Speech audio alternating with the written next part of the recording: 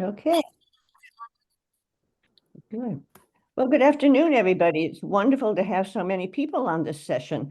I'm Mary Jo Deering. I'm the president of the Washington Area Villages Exchange, and we're an umbrella organization that promotes and supports villages throughout Maryland, but also Virginia, West Virginia, and the District of Columbia.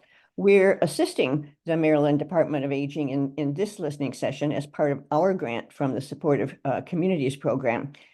We're going to be holding other events for you all and other villages and other entities serving older people. So we hope that you'll stay tuned for future invitations from us. Elizabeth Hale has already told you a little bit about the housekeeping details. She's going to be the sort of the MC and monitoring the chat here. Now, I want to introduce Chelsea Wheeler, who is the manager of the Supportive Communities Program, and many of you already know her. And she wanted to hold this listening session to hear from all of you. Thank you. Imagine a world where every individual feels empowered to pursue their passions and to make a meaningful impact. That's the world that I envision, and that is the driving force behind everything I do. I'm the Supportive Communities Program Manager for the department, and I'm on a mission to inspire and to empower others to unleash their full potential. In a fast-paced and ever-changing world, it's easy to feel overwhelmed or uncertain about our path forward. I believe that every person has unique gifts, talents, and perspectives that, when nurtured and unleashed, can spark a positive change and innovation in our communities and beyond, whether it's through mentorship, education, or simply leading by example. We strive to create opportunities for others to discover their passions, develop their skills, and ultimately make a difference in the world. Because when individuals are empowered to embrace their authenticity and pursue their dreams, they not only enrich their own lives, but also contribute to a collective betterment of society. Welcome, everyone, to our Supportive Communities listening session. I'm delighted to see everyone gathered here today. The session is a crucial opportunity for us to discuss Maryland Department of Aging Supportive Communities initiatives and explore past fundings, opportunities from Aging in Place, Healthy Aging, and introduce a newer Longevity Ready Maryland initiative. Our aim is to foster collaboration, share insights, and collectively work towards creating a more inclusive and supportive communities for older adults across Maryland. Mary Jo, can you go to the next slide? Well, I'm pushing next slide, but it's not. Oh, it's not. It's not responding to any of my buttons. You can hear my. Okay, somebody. Now, what is happening to me here? I'm pushing. Oh, go down to the corner where you see the arrows, Mary Jo. Oh, I have to use the arrows on screen. There we go. Okay. Okay. There we go. My apologies. So, what is supportive communities? What is the aim here? To give you a brief overview of what we do for the department and what supportive communities is, it's an initiative aimed at creating an age-friendly communities where older adults can thrive and maintain their independence. We focus on enhancing community resources and services to meet the needs of aging populations, including access to transportation, social engagement, stable housing, healthcare, and other supportive services. And we want to collaborate with individuals such as yourselves, local governments, nonprofit organizations, businesses, community members, and we want to develop strategies and initiatives to promote active aging and improve the overall quality of life of older Marylanders. So what we have on the screen here is almost like a principle that we live by. It's the social capital model. So when the conditions in each of these 7 aspects of the social capital are strong, a community is more able to channel its human energy to solve problems. MDOA seeks to strengthen community networks, foster social inclusion, and address diverse needs for older adults. We want to be able to create a space that's not only a safer space for everyone, but we want to maintain that. That's where you guys come in, is when we're collaborating and we're coming together to tackle some of these systemic issues and find out what are the solutions to those. Next slide, please. So in doing so, about 9 months, 10 months ago, I had a listening session with some of our village organizations, village leaders.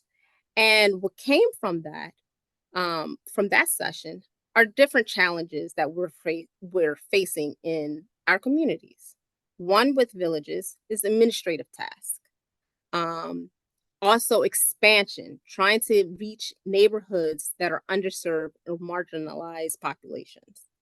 So with that said, we created a couple of funding opportunities, and this is what that looks like currently. So we had the Aging in Place grant, where we had 1,000 available for area agencies on aging, nonprofits, through a competitive process, where 20% of that funding went to senior villages. That also includes a 50% matching. You may ask, what do you mean by matching?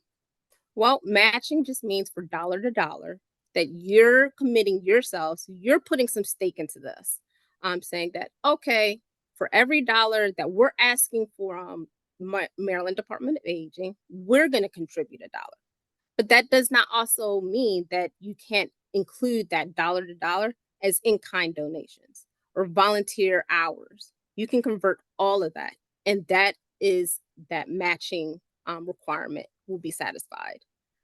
Services can include in-home personal care, psychological, economic, functional assistance, things of that nature, home modifications and repairs. As of right now, we have 8 grantees. Some of you are probably on this call, and they're doing excellent work within their communities. And that's the type of work that we want to bolster within the communities.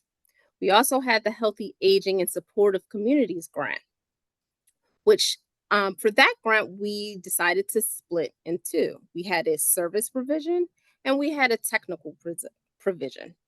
So the technical assistance provision allowed smaller organizations to have that support from a bigger organization, such as Maryland Association of Nonprofits, Maryland Umbrella Group, WAVE, and some other. Trying to think, what was the other one? I think that was only 3 that we gave that to.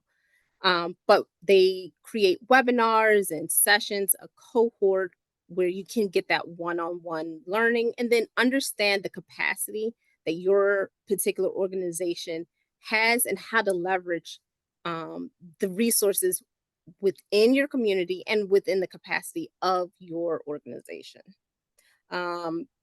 And of course, these slides can go out to everyone at the end of this call. I have no problem sharing my slides. So you can have access to all of this. And they will be on the WAVE website as well as the recording. Awesome. And then we also had supports through the MDOA supported some legislation. The Marion Kelter hub and spoke model is one that the department decided, okay, we agree with this model. We want to support it. And which is basically creating it's the pilot a centralized administrative task for individual villages.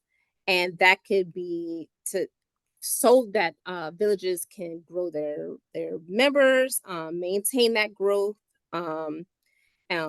be able to advertise events, things of that nature. So that's what that bill is for. And as of right now, the House has passed, and now we're just waiting for Senate Senate Finance to vote on that, and then that will be well underway. Then we had the Washington Area Village Exchange, who is so graciously accepted to facilitate this listening session. And they provide a lot of different resources to our neighboring states, DC, Virginia, and they provide education courses, coaching, consultation, things of that nature. So we also decided we were going to hire 2 new interns to kind of promote this work and to help Allegheny County and Baltimore County establish 2 new villages. And they're doing a lot of asset mapping and, you know, getting things together to build the communities up. And both Allegheny and Baltimore County, the Turner Station, to be precise, they're both marginalized areas where it's definitely need, and having the support of organizations to be able to come together as a unit, say, this is what we need, this is what we need to get from you, how can you help us? That is exactly what we would like to do. Next slide, please. So the newer initiative that the department is currently working on is Longevity Ready Maryland, which is a roadmap for state and local government and public and private sectors, philanthropy, and nonprofits to work together to help Maryland prepare for the opportunities and challenges to swiftly changing demographic landscape. So LRM, Longevity Ready Maryland, will aim to tackle real-life challenges faced by Marylanders throughout their lifespan, including access to employment opportunities, robust care workforce, adequate caregiving support, and equitable health care. Where you see the star, that is where you would fit in this model, and why I'm bringing it to you today. So we are searching for stakeholders to participate in a work group. Can you please go to the next slide? And in that work group, these are the different types of tasks that you will be asked to participate. So why are these partnerships and collaboration a primary focus? It's bringing private and public sectors into a partnership process that will enhance the effectiveness of programs serving Marylanders by building on current strengths, leveraging additional funding, and bringing various perspectives to the table. Additionally, these collaborations will help advance consensus building, goal alignment, accountability, and shared resources among a variety of stakeholders. We can go to the next slide. Now, this is where you come in. So this is going to be a part of the session where I don't want to limit anyone from asking any questions. I want you to feel free to ask whatever you want, but here are some guided questions that will help facilitate this conversation. And I really want you to ask yourselves, what are these challenges and that we're facing in the community, and how can we come together? It could be through funding opportunities. It can be through like work groups, advisory boards, anything that you can think of. We want to hear about it. We want to know. What I'm going to do with this information is I'm taking this back to my leadership to say, okay, this is what the public, private sectors, CBOs, community-based organizations, this is what they're saying, and this is what they're asking for. And we need to listen, and we need to start doing, because it's not just about listening. It's actually about doing, being proactive. So I'm going to open it up now. Thank you so much, Chelsea. So people can put questions in the chat and then I can funnel them to Chelsea, or if you want to use the raise hand function, I can call on you that way. Chelsea, there actually is a question in the chat for you. Before we get to Okay. people giving their answers, I don't know if you want to go into it, but whether they're in the bill that was passed, the Miriam Kelty Hub and Spoke bill, or supporting the Hub and Spoke system, was there money attached to that? Yes, 80,000 per year for 3 years, I believe. Okay. Which is not a lot of money. It's not, but it's a start. And that's where we want to come to the table. If we have that already in legislation, then that makes it easier for us to go back and say, you know what? We've tried it at 80,000 per year. It's not enough. Great, helpful. So I don't see anybody with a hand raised yet. Oh, but another message just came through. No, sorry, that isn't a question. So go ahead if anybody has. This is an amazing opportunity, Chelsea. Thank you for inviting us to talk to you about the ways that we have ideas and what we can use and what will help us. So if anybody has responses, go ahead, raise your hand.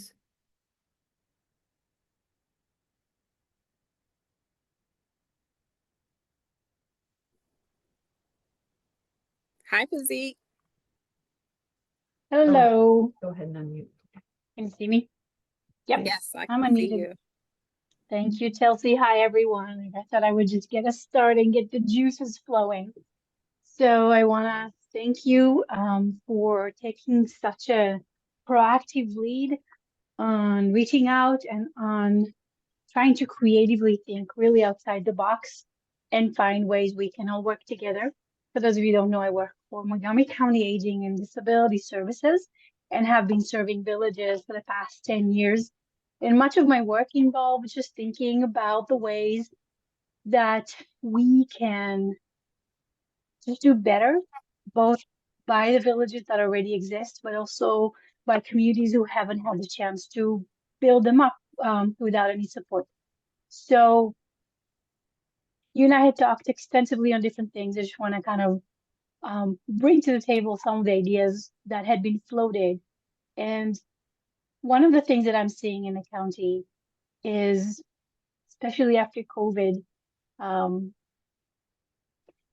it's a sense of isolation that is self-inflicted, that people have experienced this sense of trauma from COVID that required them to stay at home, and they've had to adapt to that and have found effective ways to adapt. And now that things don't have to be this way, many people find that it just works for them better. I think it's deceiving. I think that it only works better, kind of a short-term gain, long-term loss. And I'm seeing that not just in terms of villages. I'm talking about the way we are as humans, even the way that I experience my own workplace. And I often refer to it, I don't know if you will relate, that we used to be atoms in a state of solid. Like everybody's really closely linked and tied in connection with one another. And now there's both physical proximity, but also kind of the psychological proximity. And now it feels to me that we're more in a state of gas, maybe liquid. It depends. But we're still the same, kind of, but a lot has changed. And so acknowledging that and calling out the long-term effect it has on us.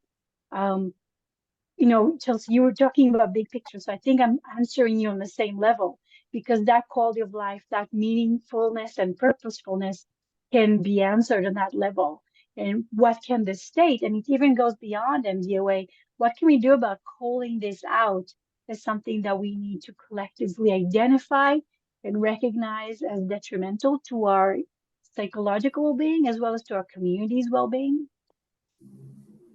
So I don't have any concrete, I do have some concrete ideas, but I think that we need to think about it big picture. Otherwise, we will only address small symptoms rather than say, okay, this is really big. And we're talking about something that can affect anybody. And so we can find more partners by calling it out this way. So that's. I agree. I agree. Even just for example, we had a monthly villages meeting. Prior to COVID, We met once a quarter in person. Of course, no one thought of meeting virtually. We had really robust meeting. Everybody showed up. It was usually at the Bethesda Chevy Chase Regional Service Center and other locations. And during COVID, we switched to online and have been meeting successfully even more frequently, once a month. Awesome meeting. It's been going on extremely well. But then I feel like we haven't seen each other. So I called on an in-person meeting. I think half showed up in person and half joined in hybrid. We had a hybrid format. And when I sent out a survey, the most people that responded were those that said, I didn't like their in person. I just want online because it doesn't work for me.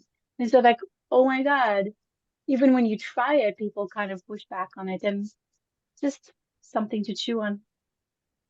It's always trying to break down silos, and it's human to build up our own silos and get so comfortable with being in our silos. But for this to work, we need to start breaking those down, even our own silos, and saying, hey, what do you need from me? How can I help you? Great. Thank you, Pazit. All right. Arkia? Yeah. Oh, was it Arkia the next Yes. hand up? Okay. Hi, Arkia. Hi.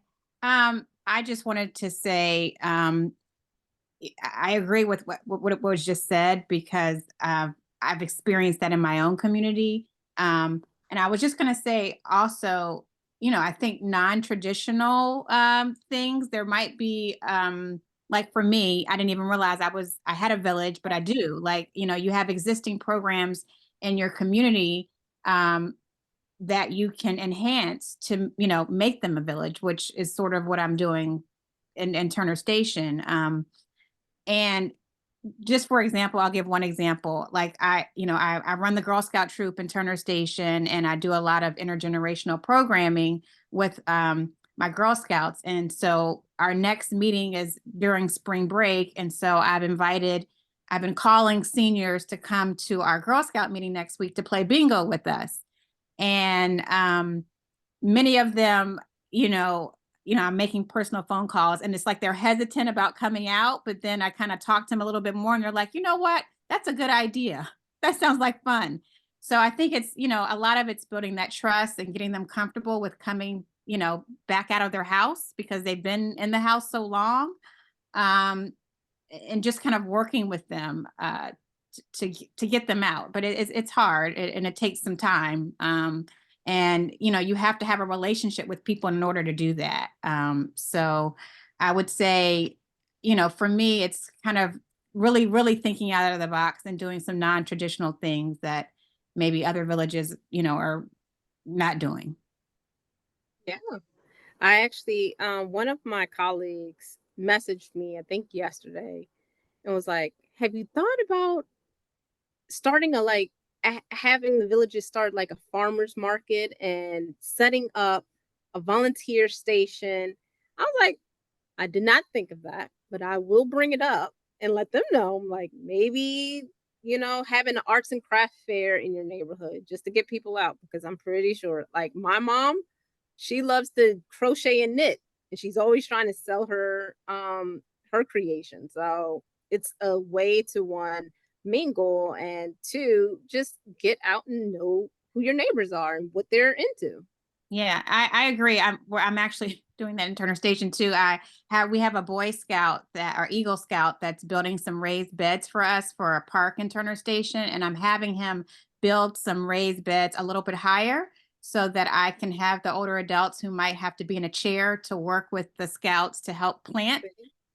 So, just like things like that. So, making it accessible for them to participate in things like garden activities. So I agree. Yes. I just wanted to follow up on one thing on that, and in my participant role, not in my WAVE board administrator role, but I'm with Bethesda Metro Area Village. And so I second what Arkia said at the start also, as far as helping to ensure that our services are accessible and inclusive, and how can we engage everyone. The main thing that I have found is letting people know that these villages or other community organizations like them exist. We are always meeting people that said, oh my gosh, I didn't know you were there. I wish I had known when my wife was ill, or I wish I had known, I would have told my neighbor, et cetera. And so on getting the word out, so if we're all coordinating together with ways to, you know, through radio spots, through whatever kind of, you know, things, channels the state may have, et cetera, to help get us on that list of things, of resources, I think that would be huge. So I just wanted to second that. And then to note, before the next hand raise, that there is an answer in the chat too from Nikita Hall. If you want to unmute and say what organization you're with. She said one key challenge for supportive communities is resource constraints within the community. Nikita is actually one of our interns in Oh. Allegheny County. So Mhm. yes, Nikita is absolutely correct. That is a big constraint. However, it may also be just be marketing, not knowing what's in your community. So a big part of her work is doing asset mapping in her community, finding out what is in the community so that we can get the word out and bring it all together. Nikita, can you unmute yourself and kind of explain what you're doing in Allegheny? Hello. Yes, absolutely. Hello, everyone.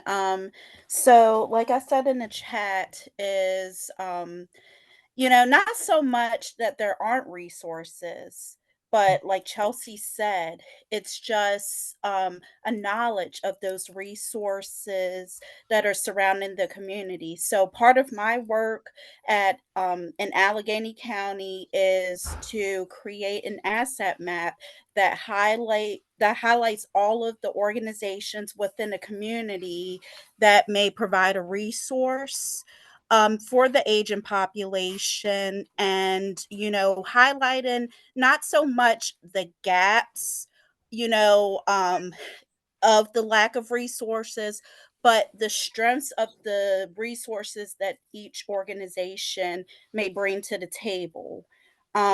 Just like a village is supposed to operate. We have each village, each organization within a village. They may have some aspect or resource that they may provide that other organizations may not. So, it's just kind of honing in on those organizations, what they may bring to the table, and, not duplicating services, but, providing different areas of services that, keeps elders in their home, but Yeah. also is inclusive of all different generations in the community. Thank you, Nikita. Yes, I agree. Mary Jo. Well, thank you. I want to add a couple of things. The first is all of you who are on this Zoom very kindly filled out the questionnaire that we asked you to fill out. And we learned a lot there about your priorities and the things that are stressing you. And we've already mentioned some of them, but I just wanted to reassure you all that we're going to be taking a look at that, and Chelsea will have that to sort through. Another thing I wanted to say is we have a large contingent of AAA representatives here on this call. So it's not just villages. And collaborations between villages and AAAs is something a little bit new and a little bit rare, but there's a lot of interest in it. So I think it's wonderful that now at least we have the contact information for all of you. And this is an opportunity right now, if anyone who is from a AAA would like to ask how to get in touch with a village, or speak up to their own concerns about how they might collaborate with a village. That's Can great. I actually, Oh, go ahead, Chelsea. sorry, Elizabeth. I think we actually have Aram on this call.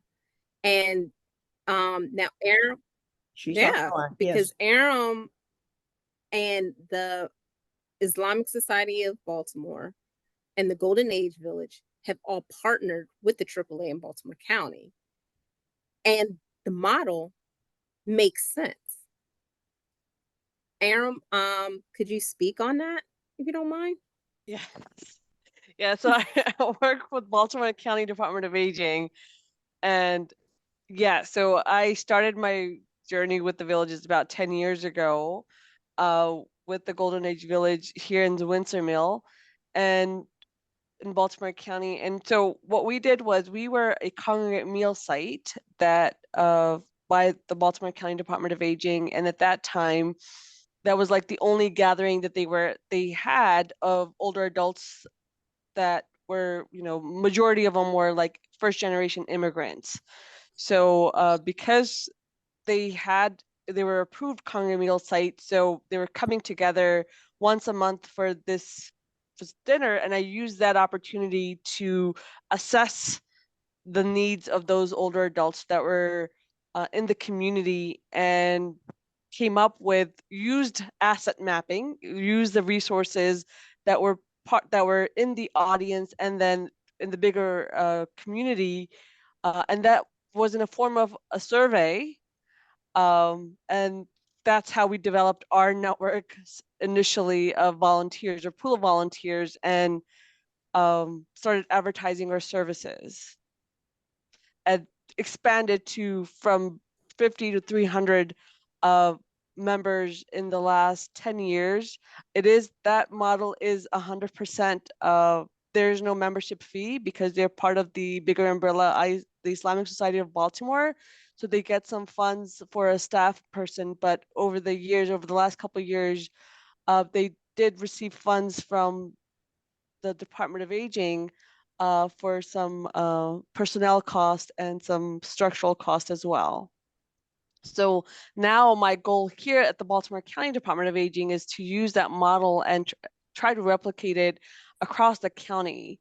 And it's worked really well for ISB, and hoping that because coming from a different background, a diverse background, from an immigrant family as well, one of the needs that I've seen here in our county is people having cultural barriers and their language barriers that keeps them away from accessing services, and really hoping that we can use the village model to become that bridge for them to access services. So here we have we just closed our RFP, request for proposals, last Friday, and we've received some great applications from communities in Baltimore County that will be serving the underserved in Baltimore County. So hoping some more villages coming through in the next couple months. And Aaron, do you expect this to happen and this is for fiscal year 25, correct? Yeah, so 2024 to 25. Gotcha. Is this an ongoing thing, or is this like a one and done? Because I know in the state we can have some ongoing, and then next legislative session they're like, nope, we're not gonna fund you in this area, but we're gonna fund you in this area. Yeah, so we are this is not ongoing. We're using ARPA funds for this, so we know that those will be expiring soon. So we're hoping that this will cover the startup cost of the villages, and part of the proposal was to ask for a sustainability plan as well. And for any CBOs that are on this call and you're looking to apply for any grants, whether it's in your local government, AAAs, or on the state, one that I'll be putting out in the next few weeks. Sustainability is a big portion, because we want to know, we don't want to do a one-time, here's the money, and you complete a project and that's it. We want this to be ongoing.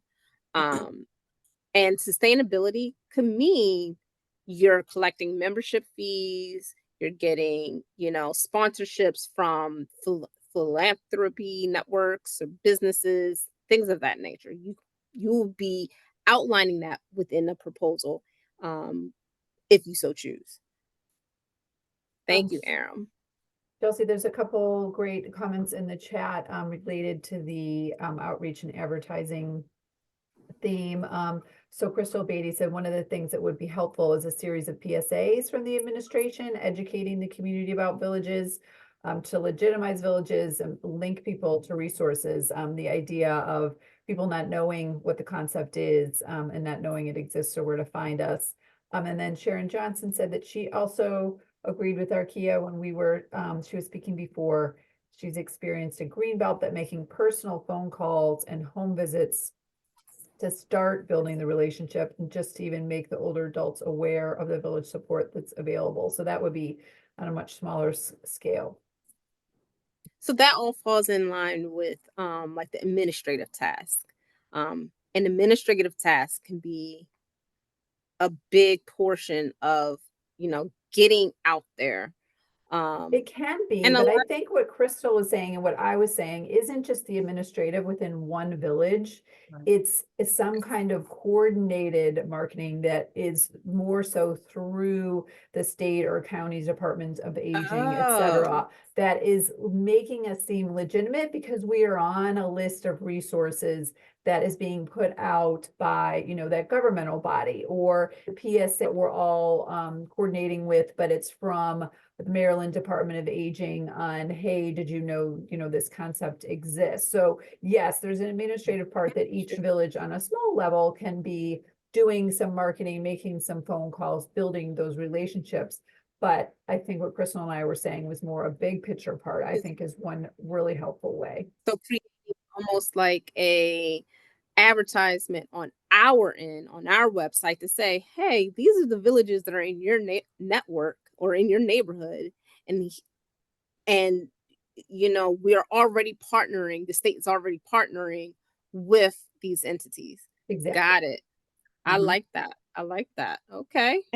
This is Mary Jo. I'll jump in again to say that one of the things that we do plan to do is create some customizable marketing text and graphics so that individual entities could take some of the suggested text and pictures and then add their own customized message to it. And we hope to have those graphics available later.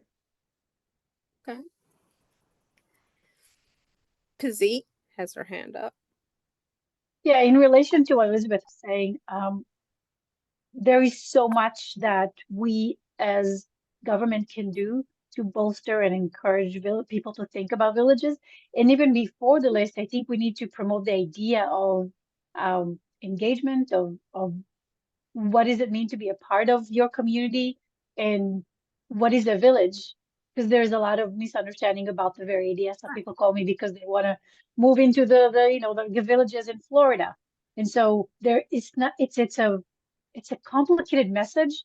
And I think there is some work that was done by Village Movement California recognizing this challenge. And I cannot share their stuff, it's proprietary. But if you become a member of their Village Movement California, you can access their marketing toolkit, and we can definitely use those to then promote it on a statewide basis. I think it would be hugely helpful. Okay. And we have our team that does all our marketing and broadcast and everything. So this is definitely something that I can take from this session and bring it to the table and say, hey, how can we promote different villages, making sure that they're getting the coverage and the message is being out there, presented out there to folks. So I like that. See, I like this. I like this type of collaboration. Is there anyone on here that has an organization, but you don't identify as a village, but you are providing services or programming in your community? Any questions, any suggestions, any challenges that you're seeing within your realm? Hmm.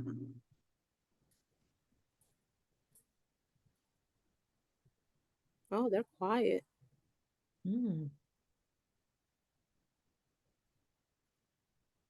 I wonder Is there if it would be useful or unfair to go around to all the names on the screens and ask them, why did they come today? What did they want to get out of this? And what could they share with others? Because I know we have a rich diversity of organizations and people who are really out there in the field. Yeah. So perhaps if you just start calling on people, And you Mary can, Jo, I think it would be useful, although I did, most people have changed their name to say who they're with. Could you just tell us who, because it sounds like there are different kinds of entities. Can you tell us who is here generally? Not the well, names, but, I'd have to take down my screen sharing to be able to get to the document. oh, that I the thought whole- I thought you had an RSVP list. So I just mean, there's some people from the Department of Aging, there's some people from, Right, I don't right. know what the groups are that people are from. Well, I know Well, that I have some of my colleagues on here I know that there are joining several. We in. had someone from St. Mary's. We had several from Oh, county okay. AAAs who are on there. And again, if you want me to take down my screen, I can actually, find some of those names, but I don't want to call them out if they're reluctant And to. are there organizations that are not, villages are not associated with, intergenerational kind of community building, or is it all? If somebody's here that isn't either a AAA, Department of Aging, or a village, yeah, it's Or helpful it could be a know. business, Yeah, a business providing a service in the community. Is I don't there believe, anyone? I don't believe we have any, I don't believe there are any of those in Okay. who registered.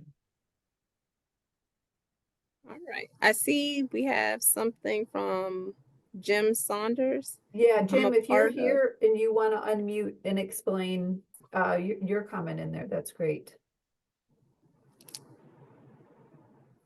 So my comment is I'm part of the Maryland Department of Aging has a dementia training program going on right now. 6-8 steps of it, mostly virtual, some face-to-face. So I'm doing it in part because my experience in the village over the last 5-6 years is that it's been wonderful to deal with loneliness and connection.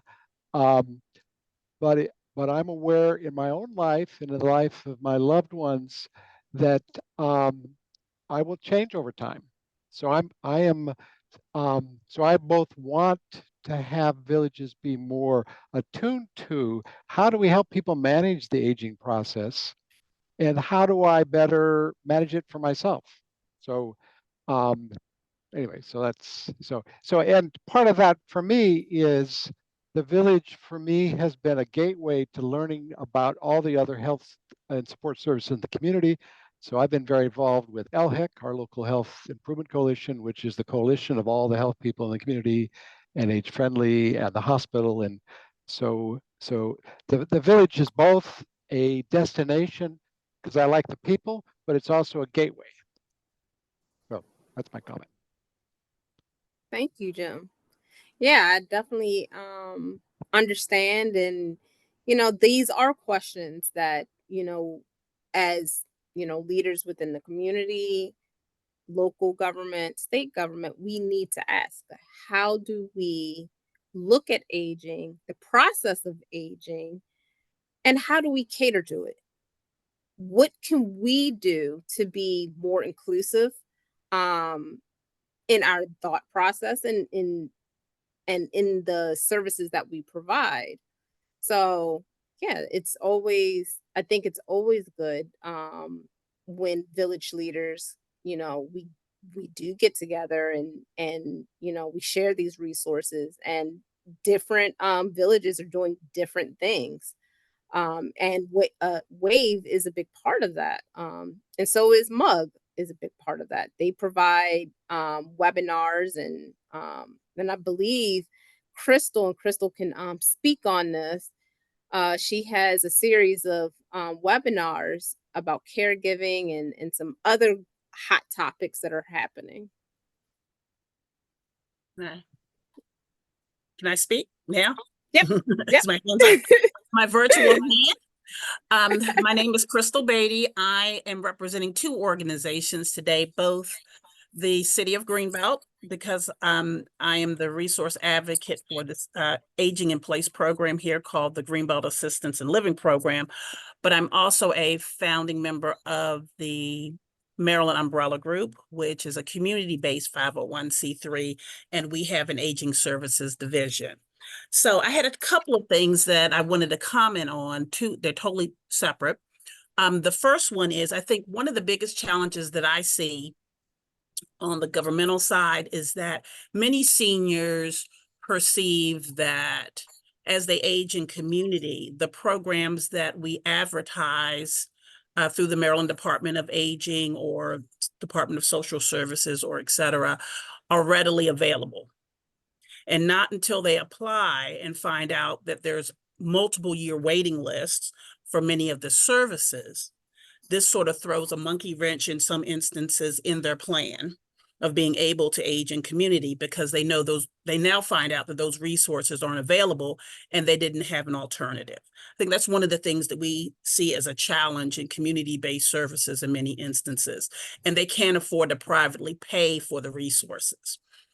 On the other hand, one of the things that I've been seeing, I've been teaching a class called Aging Solo, and Aging Solo is a proprietary class from Iona Senior Services out of the District of Columbia. And I think I've taught it like 7 times now. And it looks at people who are, for various reasons, aging alone or know that one day they might be alone. And it identifies all the things that you need to sort of put in place for this journey.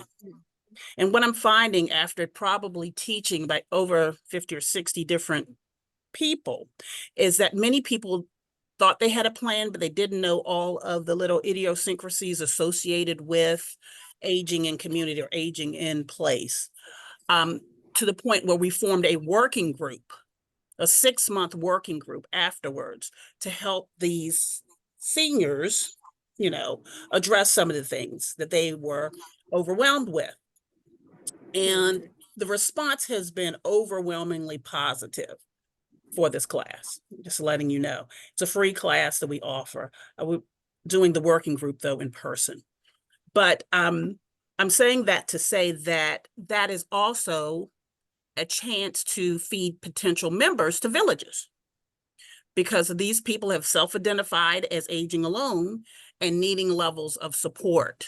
So I think that sometimes some unfamiliar friends could potentially be sources of referral to villages around the county or around the state or around the country. You find, friends in unfamiliar places. And most of the people that have come through were very interested in the village concept, and they didn't know the details or specifics about it. So those are my 2 comments. Thank you, Crystal. And Crystal is definitely your organization's. I feel like you're grantee of multiple of our programs. So you're absolute wonderful wealth of knowledge and partner. So thank you, Crystal. It looks like Patty is on. Patty is the senior consultant for Maryland Nonprofits, and she does not have the hand raising function. Yeah, Patty, do you hers. know how to unmute yourself? And then after that, Clarine was next, and then Annie. Okay. Yes, I can. And usually I can find that hand raise function. My apologies, something seems to be funky with my setup, but what a great call this has been, listening to all of the input from this team of folks. And I wanted to just let you all know that you will be being given notification for a series of workshops that Maryland Nonprofits is providing for capacity building in partnership with the Maryland Department of Aging. And it is for all the members of the mailing list of far and wide, right? It is not only to the villages. It is not only to the AAAs. It is for anyone and everyone who is involved in the communal work together with those who are in our state who are aging.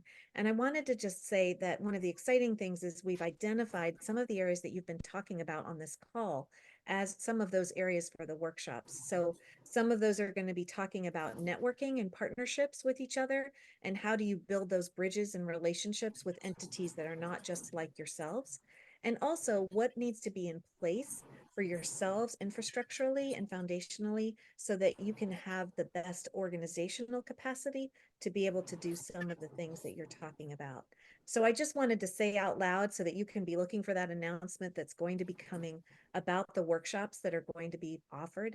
And then I also just wanted to ask Mary Jo or Elizabeth, you know, I feel like one of the gifts that's brought to a community is these kinds of conversations, that you hear someone else say something that you're like, oh, I'd love to learn more about that. And if it would be possible to send out the list to everyone so people could get in touch with each other. I don't know if that's something that you have to get permission of for first, but I think that there's a germination of something that's powerful on this session that I would love to help make possible for people to have further follow-up conversations. So whether that's you, Chelsea, or whether that's Mary Jo, I think however we could capitalize on that, I think would be wonderful. Well, I'm always here as a listening board, and I love to connect people. So if at any point anyone on here was like, hey, so and so on that call, can you share their information? I have no problem doing that. If it's okay. But what I will say is, um Crystal and Aram and Patty, you want to share your contact information within the chat. I think that's a wonderful idea. Well, and the other thing is that, we will be sending out a link to the video and to the chat so that people will have that. And when I send that out, I could ask the question, would you give us permission to share your information with other participants? And everyone who says yes, I can put into a bundled message and allow you to be in contact with each other. Sounds good. Now who was the next person? I see Clarine. two. Clarine. Hi, Yes, Clarine. yes, hi. I will try to, this is kind of overwhelming for me because there's a lot of, outside, I'm kind of a boots on the ground kind of person in our Cheverly Village, which is in Cheverly, Maryland. But I just wanted to share, I like the idea of when people were talking about radio spots and public service announcements and kind of the whole idea of educating the wider community on what the village is, because I think as cohesive and close as our town is, it's Cheverly is actually a town, so people are sort of spread apart. Is the idea is that you really don't need a village until you can no longer drive and you need somebody to help you get down the steps or whatever. They just can't. It's kind of hard to get out the broader idea of the benefits of a village. I would say since after COVID, it's been some people have been hesitant to get out, but we've started a Peace of Mind group, which is based after Chris Palmer's, what he's been doing in the Bethesda area metro, the Bethesda metro area village, on talking about all the issues that you need to put in order to get your life in order as you approach the end of life. And they can be downsizing, it can be pre-framed funerals, but now we're talking about, choosing a healthcare provider. But the point is that has gotten people out, as Crystal said something about people, they have, it's a format to talk about things that you just don't sit down and talk about over tea with your friends or your family. But what we've discovered, and that's the main thing I kind of wanted to say, if anybody has a way with your larger organizations, that as we've been meeting in public places, we're losing people because of hearing issues. And I think there's a big need that it is preventing inclusion and people not coming because their hearing aids don't work, they don't work properly, they don't have one, they don't know how to get one. And that is becoming a real barrier to people participating in our activities. And then just in general, I was going to say though, I know that the Cheverly Village, there's some people who are working hard to try to spread the idea of villages within other communities around Prince George's County. Hyattsville has one, Greenbelt has some things, but we've got some other towns that we'd like to work with. So thank you for hearing me out. It's not really a question, but it's sharing some things that are bothersome to us in terms of expanding and getting I people like to come. Yes, I like that. Thank you, Clarine. Annie. Yeah. Hi, how are you? How is everyone? Hi. It's been a really great session. Thank you. I just wanted to share two things. One that I really agree with, I think it was Pazit who said that the biggest issue, well, for us, the biggest issue is post-COVID that people have not returned. And it really did change us all as people. And I'm not sure how to address it, but that is something that we are struggling with getting members to participate again. Something that we did to help it is transportation, which sort of touches upon what Clarine just said about people struggling to get out the door. Our transportation program is growing, and we just partnered with Trusted Rider. We're going to train people to help people go threshold to threshold, help them with their walkers, help them if their vision is low. We'll be trained in how to do that. We'll be trained in how to take medical notes to help people at the doctor. And we think this is something that will be really important as Maryland is aging. We're trying to get ahead of it and put people in place who are trained to help people in the way they need help. And that's a growing program. We just hired someone to be a coordinator for that program. And if anyone has any questions or wants to start their own program or wants to join our program, I'll put my information in the chat. And thank you. I love this partnership. So definitely, and again, there's organizations on here that has not partnered with the village. You may want to do that, because the more resources you can provide to members of the community, get your message out there, the village can get their message out there. It's a win-win for everyone. So for sure. Thank you. I'm also joined by my colleague, Anushree. She is one of the program managers here at the department for Longevity Ready Maryland. So she is the expert on Longevity Ready Maryland. Anushree, hi. Hi, thank you, Chelsea. And I'm so glad to be here. Thank you for inviting me. And thank you, everybody, for their participation. I'm learning so much. The reason to join this conversation was, of course, to learn from this session because, as part of Longevity Ready Maryland, the initiative which was recently launched by the governor, that was earlier in this year. It really is a 10-year multi-sector plan. So what we are really going to create or co-create is this plan that will apply for the next 10 years, and it's a multi-sector plan. And as Chelsea mentioned in her presentation, there's going to be a ton of stakeholder engagement because it is the people's plan. We are planning to bring together stakeholders from all walks of life across Maryland, from different sectors, to work together in work groups. That's one area, but also trying to get community input by conducting sessions like these, to really reach out to older adults, to caregivers, to adults with disabilities, and people in organizations that serve older adults. So it's a great, I would like to congratulate Chelsea in conducting the session, and it was a great learning exercise. And I just wanted to quickly mention that between April and September, we will be holding a listening tour across the state of Maryland, and we're going to be having 5 regional sessions, town halls or listening sessions. That's with the purpose of really reaching out and hearing and listening from the community. And these are going to be guided conversations on key topics or key priorities that are important to that region or to that county. And the second part that we are also working on as part of a stakeholder engagement is addressing ageism. I think that's a really important and essential component when you are trying to create a multi-sector plan and you're trying to address ageism, and you want to make Maryland ready for longevity for the 100-year lifespan.